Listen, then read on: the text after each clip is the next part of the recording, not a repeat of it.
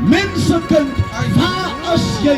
Hy vra nie wat is jou verskoning, hy vra nie wat is jou rede nie, hy vra nie hoekoms en waaroms nie. Al wat die Here vanmiddag vra, is mensekind, waar is jy?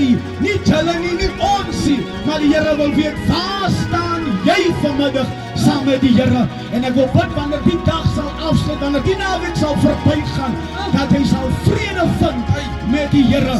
Jy kan lewe sonder die Here, maar in die graf kan jy nie gaan nie. You can live without Christ, but you can surely not die without him, because the Bible said in him that we live, and it's in him that we move. Our very being, our existence is in him. Therefore we cannot live without him. Daarom wil jy uitnodig, daar wat jy sit, daar wat jy staan, is eenvoudig, maak jou hart reg met God. Die oomblik, die tyd, die minute, die secondes, die ken ons nie. Die woord van die Here sê, kyk, die dag het aangebreek, die nag is verby. Wil jy weer wag vir donkerte in jou lewe? Wil jy weer wag vir teleurstellings? Wil jy weer wag vir hartseer? Wil jy weer wag vir pyn?